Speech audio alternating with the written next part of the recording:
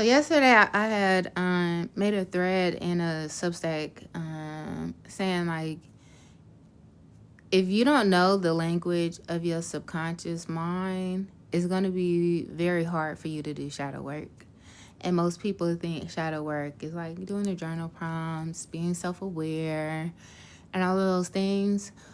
But the thing about self-awareness, if you don't know the language of your subconscious, you're only going to be self-aware of the conscious part of your patterns and your actions. And most people don't fully know themselves unless you have a good relationship with your subconscious, because our actions and what we think we know about ourselves, if we never go really into the shadow, which is our subconscious, we're only going to know that 10%, because how they say our consciousness is only 10% and then it's 90% subconscious. And so as women, especially, because we more so live in our internal world, if we don't have a good relationship with our subconscious, we're never really going to know ourselves. We're only going to know to the extent of who we are for others. It's going to be very hard to prioritize yourself. It's going to be very hard to step into your power if you do not have a good relationship with your subconscious. Because I say this all the time, that like women, we live in our internal world. Hey, Essence. Hey, Osha. And our purpose is to bring what we know subconsciously into the earthly realm. Versus with men, they more so live in their conscious state, and we as women are meant to bring them deeper into their subconscious. And so in that way, we kind of have this dance between each other of helping each other learn more about their alternative self. And I think in that way, that is why we teach each other about ourselves in such a painful and like sobering way. Because what we teach each other is the part of ourselves that we can't consciously see. And so what men complain about women is them too. They just are not consciously aware of it. And the same thing about women. The things that we hate about men are also things that we do covertly. And unless you have a good relationship with your subconscious, you're never going to know how you're operating in that same energy. And so the conversations, especially now, that are being had around men in particular, as far as decentering them, men being manipulative, all the things women love to say about men, I would challenge everyone to look inward of how am I also doing the same things. And Tuesday, I had a regression workshop, and with regressions, you get to really step into your subconscious in a way that allows you to see how and what is motivating you. Who is the little girl within you who is still driving the wheel of how we connect with people, how we receive validation, how we get our needs met, and what emotions are the center of how we operate in the world. And for the most part, is going to be different than what you thought it was going to be. That you may think you are a giving, nice, nurturing person, because that's the trope I feel like most women want to write out on, is that I'm the caregiver. When you go into a regression, you will see how you became the caregiver. More than likely, it was because of loss of connection. there was a loss, there was some type of heartbreak, there was some type of abandonment that said, we don't want to feel this anymore. We'll never feel this again. And so, to protect ourselves from ever feeling this way again, we're going to create behaviors and actions that will allow us to never have to revisit this place again. So then you become a people pleaser. Then you become this caregiver that we now, as women, are saying, well, we're not the caregivers. We're not going to be men's mothers. We're not going to do this. We're not going to do that. But all in all, you became that to receive love. You became that to not lose connection. And unless women really start to learn how to enter into their subconscious and learn how to communicate and read in the language that their subconscious speaks, they'll never really get to the core wound. I realized this last night when attempting to go through my regression. The little girl in me hates that I'm so nice and so giving to others and not giving her what she needs. Yeah, in the regression, that's what I love about regressions, is that you get to meet the little girl, but the little girl also gets to come into your present day and also look towards the future of what it looks like to be with her. And that in itself, when you can see in the future of what life would look like if I start to turn that care inward for her, what can we create? What do we then embody? And when it comes to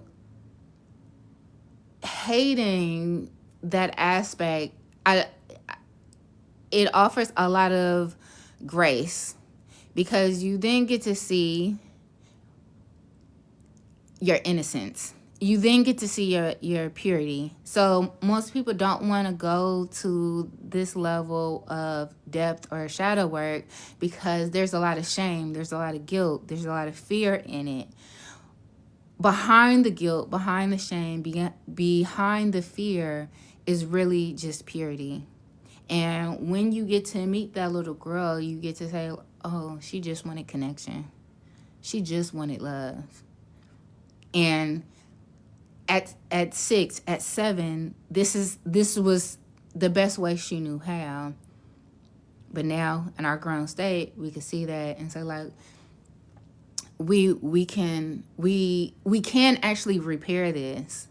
And I think that's the point that I think a lot of people don't realize, is that behind the examining and becoming aware of it is repair of realizing that you can repair it, that you don't have to attract a man to try to repair it. You don't have to surround yourself around women who can repair it, that you yourself have all of the will and know-how to care for her, because she's really just asking to connect.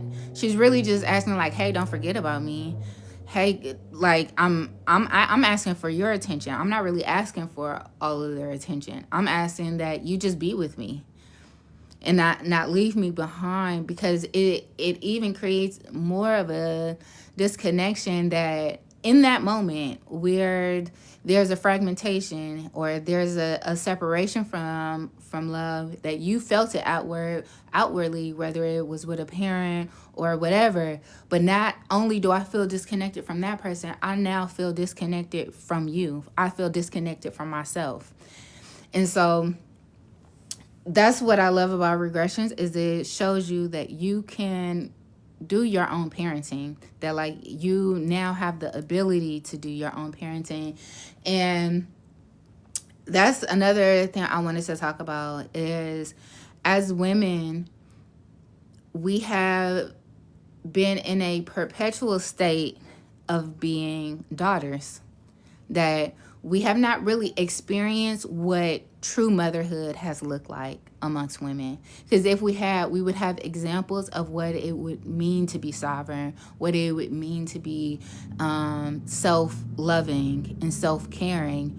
most of us and most of the millennials, even younger, are just now coming to a point where we're saying, I want to be the generational curse breaker. I want to do things differently. But I think the piece that is missing is like, yeah, you want to be the generational curse breaker because you acknowledge the pattern. You acknowledge that there's something here that's not right. But you're only bringing it to the awareness of saying, I want you to take care of me better. So you're bringing these issues up with men, with family, with all of these different areas to say, this is not right, this is manipulation, this is gaslighting, this is breadcrumbing, this is that. And even to the point where going no contact, you cutting off everybody. Sure, do that. That's a step in it. Great. But are you willing to say, I'm no longer asking for anyone else to do that or to care for me better, that I'm now willing to care for myself in that way? That I'm actually going to do the repair. That I'm not asking for you to show it for me. I'm not asking for you to do that for me because I'm capable and I'm aware. And that's when we transition, I think, from daughters into mothers, not because we literally birth a child, but because we are choosing to mother ourselves in that way. And I don't think you can truly mother yourself until you get to understand the child that was unmothered, that wasn't mothered. And that's the point. Like, you could do the inner child work of the journal prompts and even like doing things that your inner child used to like to do, all the prompts that they give you to do inner child. And I'm talking about even for myself up until really starting to do shadow work, is like, oh, I'm doing inner child work. Sure, you're remembering the parts of your childhood that you enjoyed, the parts of your childhood that you want to reclaim. You're not going to the childhood shit that actually created the version of you that's showing up now. And by not going back, you're just piling on shit on top of that. You're not clearing the way for something new to emerge. And this is why I think women in particular have a very hard time with accountability, is because we won't go to those places. And it's unfortunate because as women, I think we have more of an ability to go back because of our connection with our womb, our connection with having access to our subconscious in a way that I don't believe men do. I think men can do subconscious reprogramming, but I think women are able to do it in a cellular way, where it's actually regenerative, not just for you, but also for your lineage. Let me go up. Let me see. At the point to change my life, ain't been given, ain't been living right. It amazes the lengths we'll go to run from ourselves. And I think we're actually not going to lengths to run from ourselves. We're standing still. That we're not going forward, we're not going back, we're just standing still. And this is why I think we've been in a perpetual state of daughterhood, because nobody's going forward. Nobody is actually running from ourselves, because if that was the case, we would be much further along than we are as women. Hey, Jillian. And I think a lot of people like to think that you don't have to go back Like, you could just start from here and recreate your life as is. And this is what I mean of like, I'm gonna have this transformation. I'm gonna have this new beginning. I'm gonna start this new thing. I'm gonna start wearing my hair different. I'm gonna do glamour magic. I'm gonna change my life. But you're not willing to go back and actually get the pieces of you that's actually controlling was not allowing you to move forward. You could do all the affirmations. You could even do the subliminals, listening to them at night. You're adding that onto a layer that has already been closed off. Hey, Megan. And so if you think you can go for it without going back to reclaim those parts, you're going to be sadly mistaken. And this is why I say, if you are not going back, you're not regressing, you're not having a good relationship with your shadow, you don't know the language in which your shadow speaks in, you don't know the patterns that your subconscious is constantly trying to show you, you're not doing shadow work.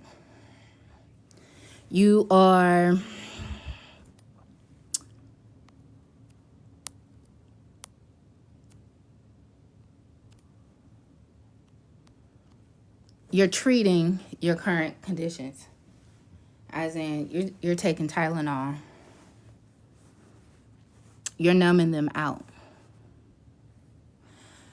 That pattern will come back if you don't face what hurts you.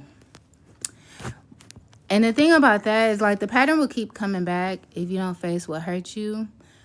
But what I am noticing is you could be aware of that thing hurt you, but you'll intellectualize it to where, I know this thing happened. I know it even triggers me.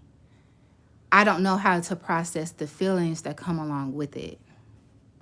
And this is why you would need to have a good relationship with your subconscious, because your subconscious is going to speak to you through feeling. When a pattern comes up, it's activating a emotion. When you start to learn the language of your subconscious, that's through omens, that's through patterns, that's through symbols.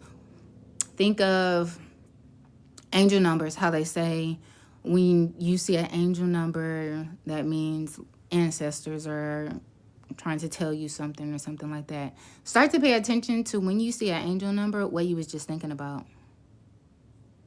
Because it is really showing you to pay attention to your subconscious. That there's something that you were just thinking about or feeling, or something that is trying to bring you into your body of awareness that, hey, I'm trying to communicate something to you. That there's something in the background happening here that needs your awareness. Down to when you have a dream. If you don't know how to decode your dreams are telling you all the time. Like I just saying, I like to look at, you know how people will do like a TikTok and will talk about their dreams and like ask, like, I do this a lot. If people are asking like woo-woo questions, I'll interpret it and leave a comment in the comment section. And so she was talking about, she's been having dreams about an ex from high school that passed away. And she was like, I keep dreaming about him. What the hell does this mean? Like, I haven't been in a relationship with him in a long time. He's passed. And I don't necessarily grieve him. And so she was asking. And when stuff like that comes up, that's your subconscious trying to show you a pattern. So typically when people show up in your dreams, you got to ask, what do we have in common? What was the bond that we had? What connected us? What made me attracted to that person? Was it a particular pattern that I'm trying to overcome, or is it a particular pattern that's now ready to be released? I'll give an example. I had A dream that I was like Morris Chestnut was trying to pursue me. In the dream, it was this girl I went to high school with, and then Morris Chestnut was trying to like date me or something, and I was not interested. But then the girl in the dream was basically saying like, "Girl, that's Morris Chestnut. You don't want to talk to him." And so I ended up giving him my number. We started talking, and then I went to his house, and like he had a crazy girlfriend that popped up out of nowhere. And when I decoded the dream, the girl from high school was there because the age range that me and her were cool was also when the pattern was established. Morris Chestnut represented a pattern of someone would think they would know Morris Chestnut because he's familiar.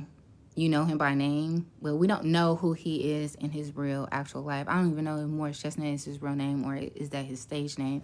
But you don't know him in real life. The girl in high school also showed the pattern that I had a pattern of dating people that I already knew, whether it had been from childhood or from high school. There was a sense of being like, I know this person when I don't know this person. I know of them. I know them in passing because we went to high school with each other, but it revealed that I'm overly familiar with somebody just because I know of them. And that pattern was established during those ages of like 16, 17. Literally everybody I've dated, except for one person, I knew them since middle school, high school.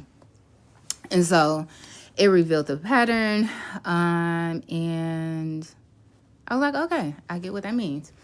But that's what I'm saying. Like, if you don't know how to read the language of your subconscious, it's going to be very hard for you to acknowledge what patterns are showing up, what patterns are trying to reveal something to you. Because even during that time, I wasn't dating. I wasn't, nobody was pursuing me. So when would I had come to the conclusion of like, I need to reevaluate my dating patterns, I would not have had thought about that. Now, there's plenty of dating patterns that I've dissected, I've interrogated, all of the things. That wasn't one of them. And so it had to show up subconsciously for it to get my attention. And if you're not paying attention to the subtle ways your subconscious is saying, hey, I think you should pay attention to this. Even down to the workshop, the regressions. I always say with regressions, you can't really take them literal. And like, you may not go back to a specific memory. It's going to kind of show up similar to a dream, that there's going to be certain things that stand out. There's going to be certain symbolisms that stand out. And then after you come out of the regression, we can interpret them. We can talk about them. But if you're not paying attention to how your subconscious works of communicating to you, you're not going to be able to do shadow work. Because if you're not doing that, you're only doing shadow work from a place of consciousness, from a place of fully awareness, and this is how you're becoming self-aware, you're going to be very limited. And when people do try to tell you certain things about yourself, you will think, oh, they don't know me. You sure? Because everybody sees things about you that you don't see, because we all have blind spots. And so you might not think you're catty. You might not think you show microaggressions. You may think that you're not a jealous person. You sure? I don't think most women are aware of how they show up. And it's because of not being able to, not being able to identify their patterns. And this is what I love about regression work, is it highlights the parts that you're not thinking about.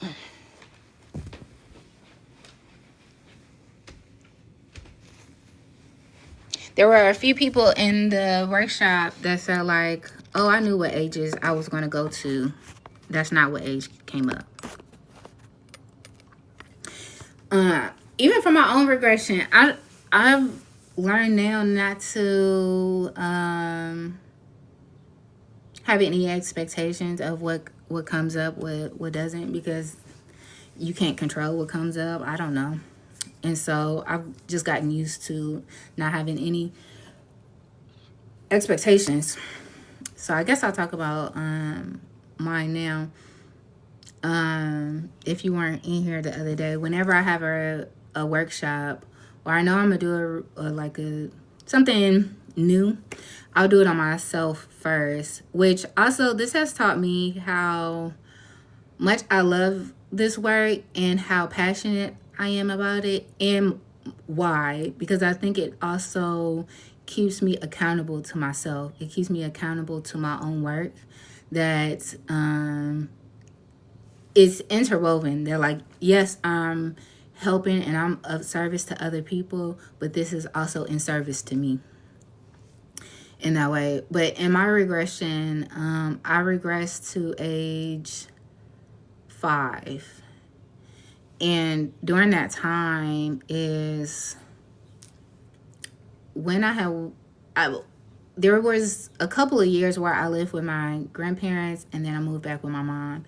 And in the regression is when I moved back with my mom, and it was just this intense feeling of wanting to connect with her and wanting like the reassurance from her of like, really just the reassurance of love. I done went 2 or 3 years without being with you, basically, and needing that reassurance when I came back. And when we came back, because it was me and my brother, it was just like, I'm sure she was overstimulated, she was overwhelmed, and she probably was not prepared to get us back. And so for her, it was overwhelming. For me, it felt like I have a need that overwhelms her, and so now I can't have needs.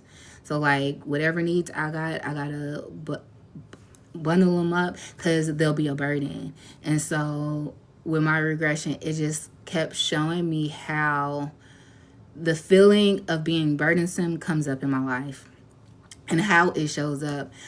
And in the workshop, in the regressions, I like to go back of like, you regress to a certain age, but then I will also bring you forward to how this is showing up in your present day, in your life now. And then I'll also take you forward to see what would it look like to not have this pattern. What would it look like if you healed this, and what you get to accomplish beyond the pattern. And so in present day, how it showed up was really in my work of, when it comes to shadow work, I feel like it's burdensome, that like I am inviting people into an aspect of themselves that they are avoiding or resistant to, and the feeling that that's overwhelming. And so I, even in like doing readings and working with people, but beyond doing regressions, I'm always trying to gauge and temper what and how I say things, because I don't want it to be overwhelming. And that's hard, because how do I tell people an aspect of themselves that, one, they don't want to see, and that they have been rejecting, one, and when it comes up, one, it doesn't feel good. And so if they are not receptive to it, it feels like a personal rejection, that you're not just rejecting you, you're rejecting me.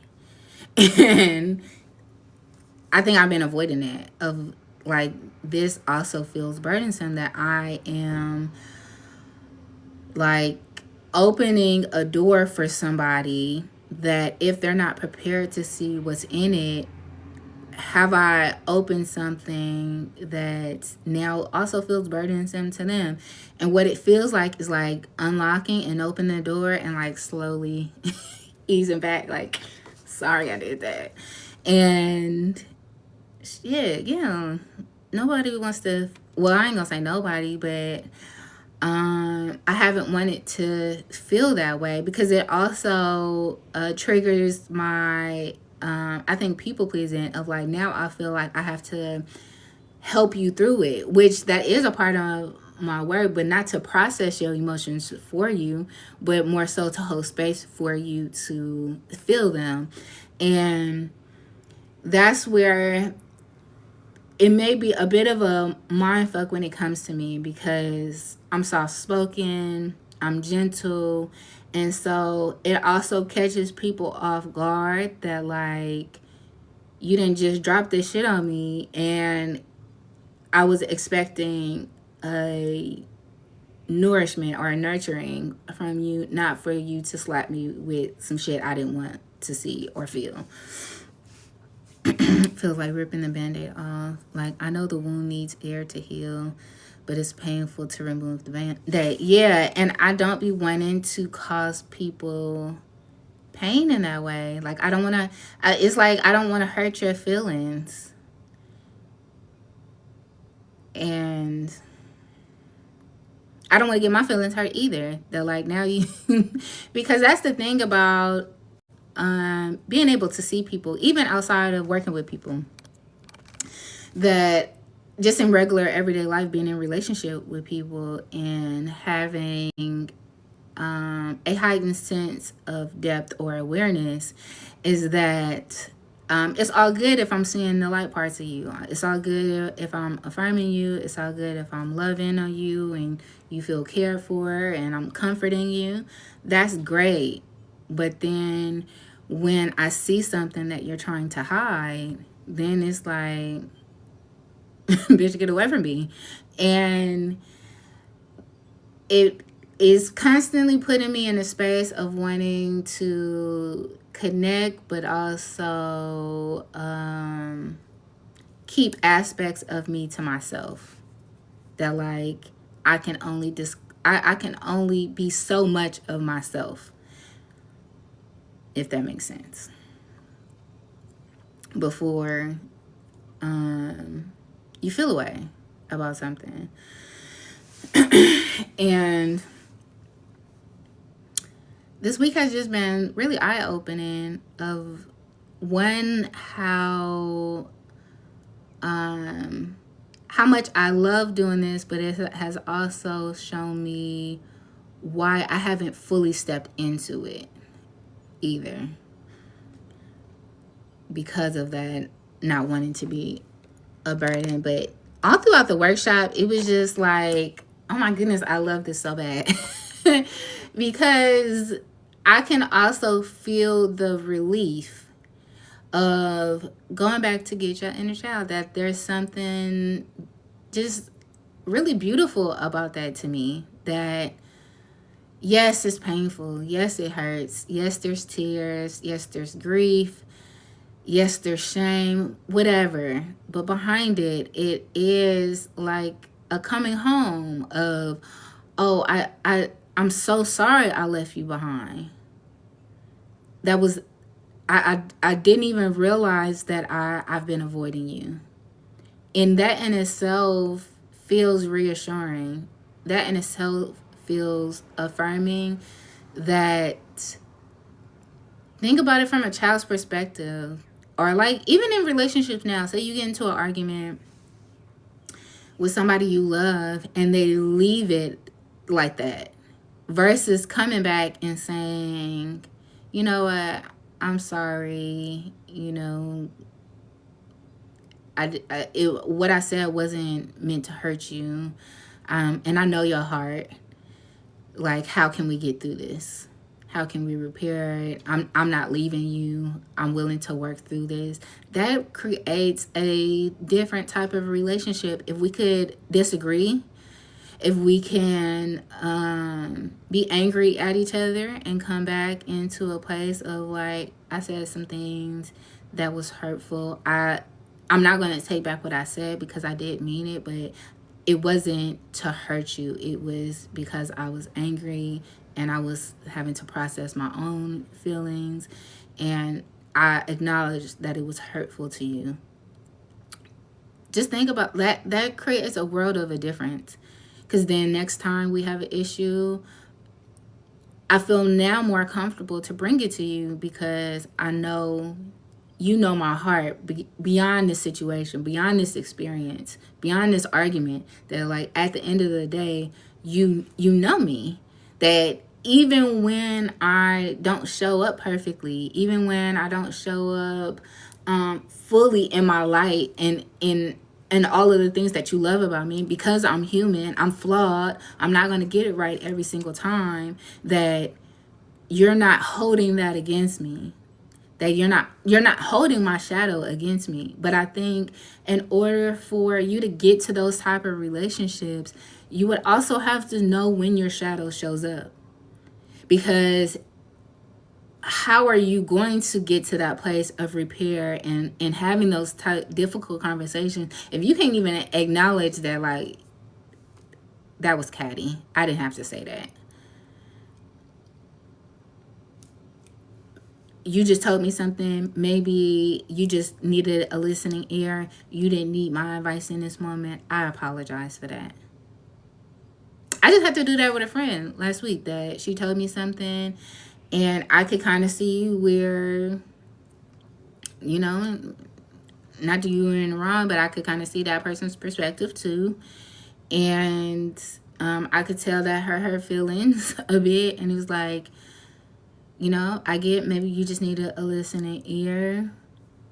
I'll be more mindful. Because also I know that about me too, that like I'm always thinking of resolve. I'm always thinking of solution. I'm always thinking of let's zoom out. What's both perspectives? Not, you know, as a friend, you don't always want to hear that. As somebody close to me, they don't always want the analytical and analyzing me. Like, girl, I just wanted to vent real quick. And so I feel like I gotta understand that too. But I think amongst women, and if the goal is matriarchy, that we're gonna have to start being responsible. That we're gonna have to start being responsible for our own love and care, but we're also gonna have to be responsible for the ways that we harm people, because we do in our unconscious state. That you don't know what you don't know. That there's aspects of you that are completely unconscious and unaware. And if you're not engaging with that aspect of you, if you're not willing to dial it back and say, maybe let me sit with this for a couple of days.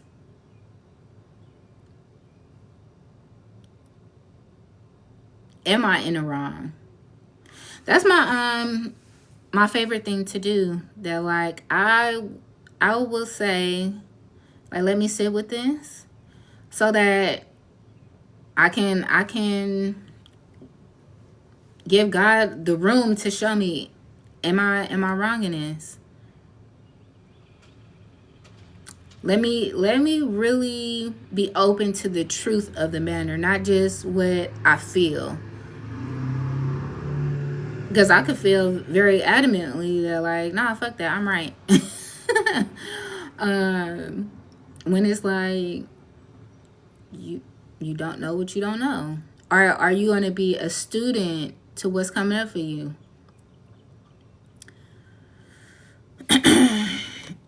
And I think that's where women suck with accountability. They're like,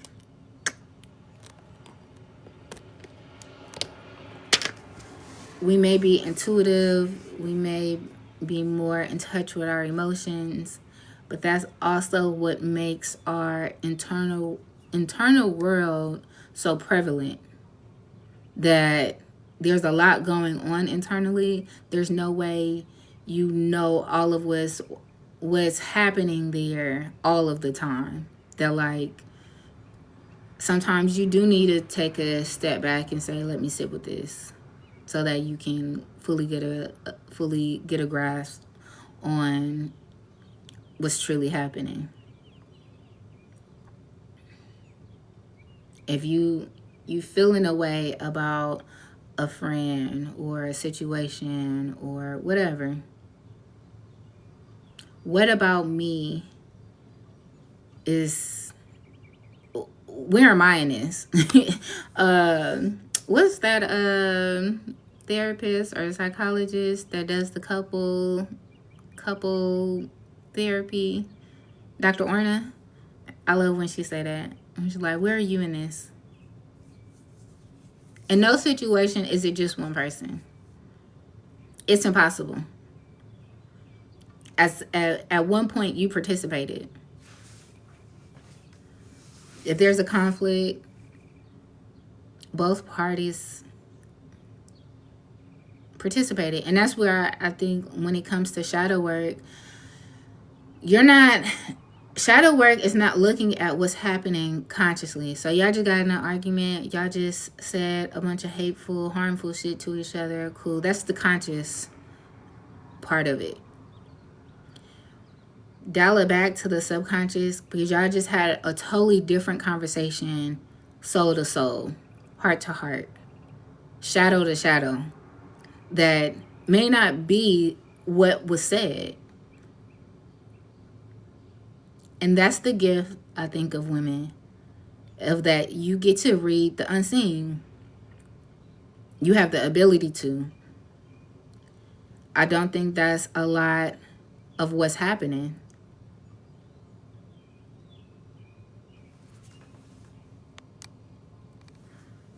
And I think that's why it's so hard for women to have accountability, because you're reading that person. We love to say how much we're intuitive, which we are, of like, you're seeing that person in the things that they're doing or not doing, or their microaggressions to where they think they slick. They not saying something, but they're saying it energetically. You can read that. Why does it become so difficult to do it with yourself? That you too are doing things unconsciously. I think most times when women are doing certain things, they're just not aware of it.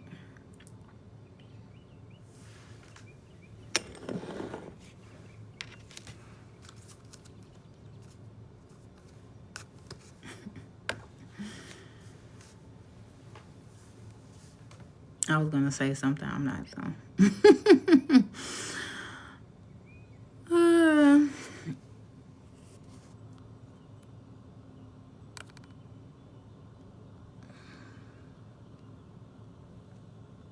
And that's where, like, when it comes to women and men relationships and the whole decentering men, I think, yes, women need to decenter men, but not for the purposes that they think.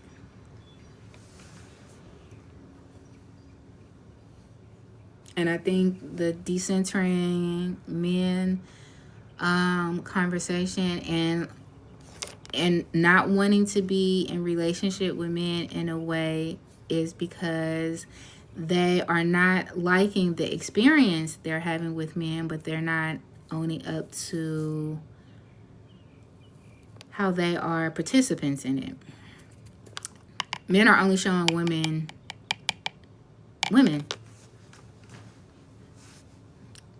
I truly believe this, if women really start to heal and step into leadership of themselves, men will too. Because it's just the laws of polarity, that if they are our counterpart, then that's naturally going to happen. Whatever. And this is also why I love regression work, is because whatever you do in the subconscious, whatever you do internally, whatever you do with the shadow is going to come externally. It's impossible for it not to.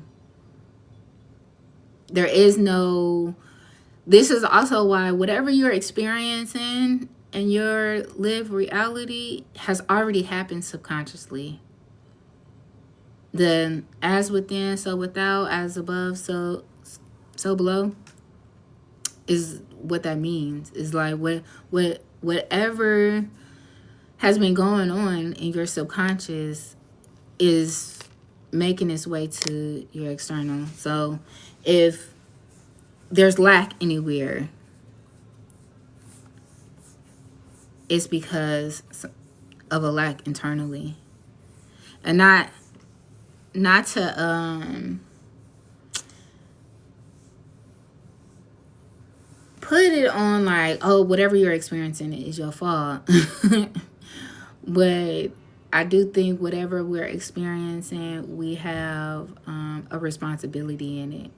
So like, take away the fault or like the blaming of I'm a victim or not. Think about it as like, do you have the time to wait for somebody else to be responsible for it? You willing to wait that out? Even when it comes down to me saying we've been in a perpetual state of daughter, waiting to be taken care of, waiting for permission, waiting to take up space, waiting to have enough to give ourselves. How much longer do we want to wait? And if it's not happening externally, it only means that it is not happening internally.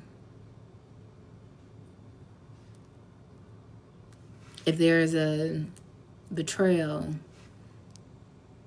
how have you betrayed yourself? If there's a abandonment, what parts of you have you abandoned?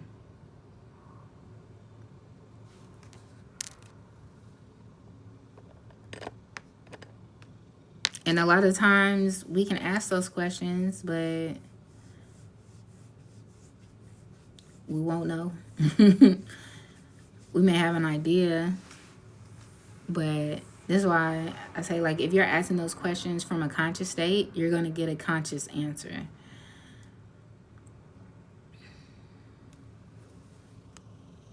Because like I said, even in the workshop, most of the, I don't want to say most, but it was a few women who were like, yeah, I knew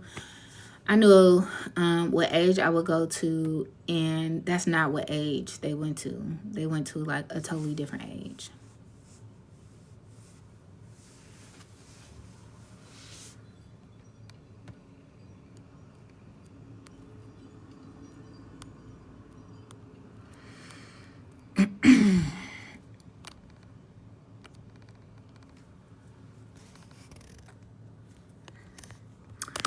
So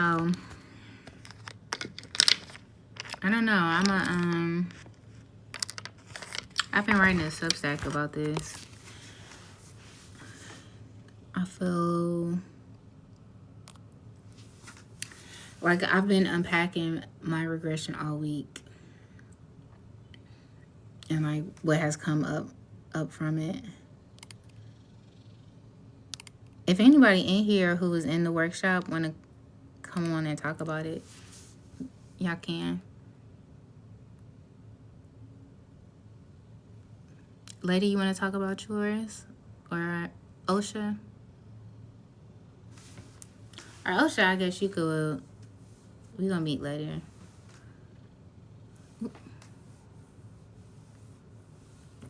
Will you have another workshop? I will not in. Oh, I do have something to talk about.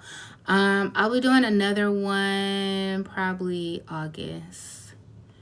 So I won't be doing one for July, but July I'm doing my first like container. So this workshop was about self-sabotage, and with self-sabotage and the healing that we were able to do and the regression was really to establish like a sense of safety, because with self-sabotage it's basically a protection mechanism of we can't have these things, and so, or like that's the belief that if we have these things we'll have to regress back into this place. And so in order to not go back to that place, we create scenarios and experiences that will sabotage it before we ever get to the emotion that we feel. So like for me with burden coming up, if I create relationships and scenarios to where I never fully commit. I never fully allow this person to get to know me. I never fully connect.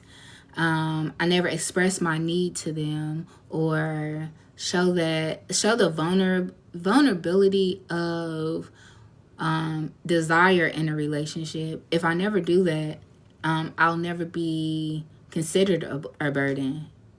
If I show up as like I don't have any needs, and so like I don't need you to show up for me, I don't need you to support me, I don't need you to, and I'm wearing this as a trope to like I'm strong, even being the strong friend of like I'm not asking you for anything. And for me, I think I used it as a disguise for consideration. That like I felt like I was being considerate of people. That like this friend, she got a lot going on. I know why she can't support me. I'm thinking that's consideration, but I set this relationship up to where I'm not going to ask for support, because if I do, it's going to feel like a burden. This person already has all this going on. If I ask for something, that's going to overwhelm them. Same goes to romantic relationships.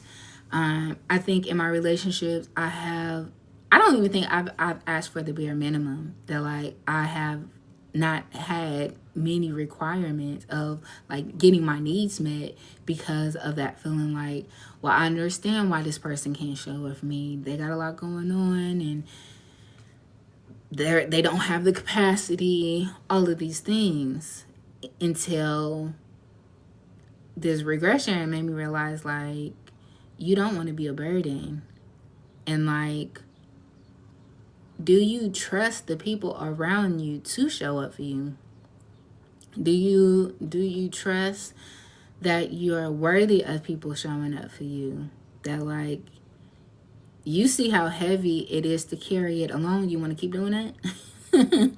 And even to the extent of allowing my 5-6-year-old to reconnect with me in this way also makes me feel like I'm not carrying it alone. That like in leaving her behind has also made the weight of what I'm carrying hers in a way, that instead of it being us. I thought like that often, thinking I'm being considerate. Yeah, I think the being back to like being nourishing, being nurturing, and being a strong friend, being considerate and compassionate and giving people grace. It's a slippery slope with that, because that's how the ego works, is that the ego is going to create scenarios that justifies that that being. And no one thinks about their ego in the mask that you're wearing it as niceness, because that's if I'm gonna create an ego, you naturally think of the ego as the evil villain. But why are you being so considerate is the question. And underneath it, even for me, it still wasn't anything like, oh, I'm over here with this evil plan um, behind being considerate. It was still like a very innocent thing of, well, I don't want to put too much on you. I don't want to overwhelm you. I do want you to be at ease. I don't want you to feel burdened by me. But then behind that, where does that leave me? That means you're considering them over yourself. And I think you can only be considerate of someone else or love someone else to the extent that you do yourself. And so that immediately makes it a lie. And to even go further, if you think about the people or I'm going to say for myself, the people I've been overly considerate of, or I thought I was being overly considerate about, if I ask them today, they don't see me as being overly considerate. Let them tell it. I'm a bitch. So here I am, have been having this idea of I'm considerate, I'm the strong friend, I'm this. That's not even how you see me. And so like I've been doing that to control the perception in a way. Versus if I wasn't as considerate and I just left things to be where they were, and I required support, care, and consideration, the friendship would have been over a long time ago. It wouldn't have lasted this long. I could have got my heart broke, got over it a long time ago. And I think that's what the issue is too, is trying to avoid heartbreak, trying to avoid the moment somebody does say, this is, you're too much. Like you're trying to avoid that at all costs, versus like, okay, if I ask for something, you can't do it. You can't meet me in that. You really don't have the capacity, and you say no. Am I going to die? No. Either I'm going to ask somebody else, or I'm still going to have to figure it out, which I probably was going to have to do anyway. But like, what is the fear behind hearing no or rejection? Because if anything, it just opens up the space for somebody else to meet you in that. But I think if you never give people even the opportunity to care for you in that way, you naturally block it, because the thought process and the belief is like, well, nobody can meet this need. And it's like, but you ain't even asked nobody to meet it. And so because that's the belief, you're going to continuously create relationships and experiences that validate that confirm that, until you get to a point of like, even if they said no, I'll be okay. And I do think women in particular have a low tolerance for rejection, versus I think that's an area where men excel a little bit, because they're rejected more often. Like they're taught to take it on the chin. If a girl don't like you, they used to it. So I think rejection feels more of a punch to our sense of self, because as women, we're taught at a really early age that our sense of self should be around being chose. So what does it mean if you're going to tell me that my sense of self should be centered in being chosen. And now I'm putting myself in a vulnerable space of possible rejection, then that feels like a undoing of my identity, an undoing of who I've thought myself to be all this time. And so I don't think men take it like that. They're like, they get a punch of rejection. They're like, she just said no. They're not thinking like, oh, I'm a terrible person. This girl. I mean, I guess they may, but I think they have a better capacity of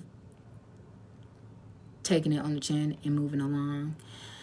And I think the more you build your capacity for rejection, the more you also build your capacity for acceptance and belonging. Men don't take it that way because we are very allowing. Men don't take rejection that way because we're allowing. I think men don't take rejection in the way that women do because to them they have more options. Because women are sitting back waiting for men to approach them versus men as their approacher. If you in a club full of people, a man could go to 10 different women and shoot his shot. At least 2 or 3 of those women are going to be a yes. Versus a woman in the club, you might get 3-4 guys hit on you. Out of those 3-4 guys, and none of them is probably somebody you want to talk to. And so you're being the one to say yay or nay. Versus maybe those 3 or 4 guys is not even somebody you want to talk to, but you got your eye on somebody else. But he not studying you. Now what if you go up to him and like shoot your shot and he like, oh no girl, you're not my type, you're not my speed. Nah, I'm good. Well, what does that then do to women's ego versus that man just shot his shot at 10 women. Only 3 say yes, so he got 7 of those rejections. I don't think women can deal with that type of rejection. And they won't question or resist him. Let me see. Someone somewhere will accept him, so he not tripping.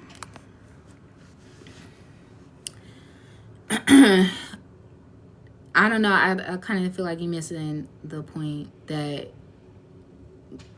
men know out of 10 women, one of these women gonna say yes.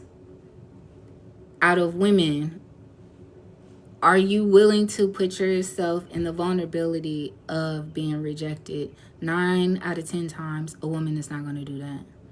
And I'm not even talking about in the pursuit of men. Even in the pursuit of friendship. Even in the pursuit of chasing your dreams. Take social media, content creation. You want to be a content creator, but what would it take to become a content creator? It would have to be to build your capacity to not be liked by people. For people to comment and say opposing shit. You don't know what the fuck you talking about. Maybe 70% of your audience is going to say, yeah, love what you're talking about. The other 30 is going to be like, you're crazy out your head. She don't know what the hell she talking about. Will you be able to accept that 30%? Hey, Chef Raquel. Right, women are more sensitive to rejection, and I agree. just presented a different perspective. I, the conversation really wasn't about men. Like that's really what I was getting at. Like with the whole like decentering men, I don't talk about men in that way. That like, because I don't think women's issue is men. I think women's issues are us. That if women get to a point of leadership and owning their own shit, men will too. So like all the things that we say we hate about men are just overtly us.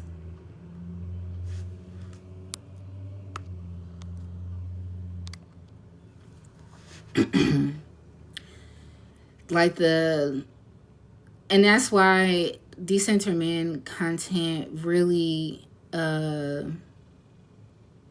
honestly get on my nerves a little bit because it really isn't our business what men do or say in that way. If we're talking about healing, and if we're not looking at it as like, oh, they're showing us our blind spots, they're showing us our internal world, then there's really nothing else to talk about. Especially if we gonna lean on the idea that women are superior, that women are all knowing, that we their mothers, and so we run shit. We are matriarchy. If that's the case, who taught them how to be that way? If we came first, who taught them how to be that way?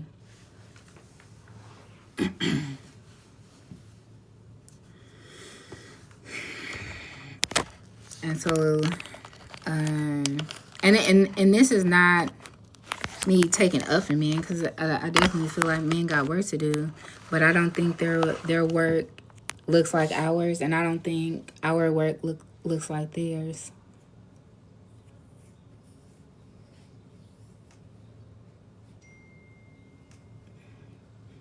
And the more that we talking about them, the more we getting away from our own work. I don't even know how I got on that tangent, but the workshop was about self-sabotage and identifying the root of your self-sabotage, and starting this coming Mercury retrograde, July 1st, I'll be doing a 4-week regression series. So it's not going to be a workshop, more of a container cohort type of thing where we would gather once a week and we would focus on a particular thing each week. So week 1 is going to be about receiving. So we'll do a regression to see the root of what's blocking you from receiving. And so this will be your money blocks, your love blocks, whatever it is that you feel like you have been desiring to expand in, to create a level of openness in, will be addressed in week 1. Week 2 is going to be about connection, and so the focus is going to be relationships, platonic or romantic, just your ability to connect. And so in that regression, we'll regress to whatever internal block you have that is blocking your sense of connection. Week 3 is going to be about the fear of being seen, and so regressing to whatever aspect of yourself that blocks you from being seen or heard, or the fear of perception. And then week 4 is going to be more of an integration of all 3 weeks and a sense of embodiment. And so we're going to be doing this all throughout Mercury retrograde. I personally just think Mercury retrogrades are good times to do subconscious reprogramming, because we're already in a regress state. We're already more in tune with our subconscious, which is why they say technology gets wonky, messages get mishandled, old relationships and exes come up, because it is showing you your disconnection basically with embodiment. And so it's showing you like your patterns. And so over the course of those 4 weeks, we'll be addressing, I think like the main 4 ways. I'm sorry, I'm trying to get this fruit fly. The main 4 ways that block us, that we're unaware of. So if that is something you are interested in, it's now available on my website. If you also want like updates on it, sign up for my newsletter on my website, because I'll be talking more about it, more so through email than on here. But it is going to be like a small space. I'm only opening it to 8 women. One has already been taken, so it's now 7 spaces available. But yeah, I'm excited about that. But I'll be talking more about it. It doesn't start till July 1st. But I'll do another similar workshop come August. I don't know what it'll be about or what the theme will be yet, but I'll talk more about it as we get closer, I guess.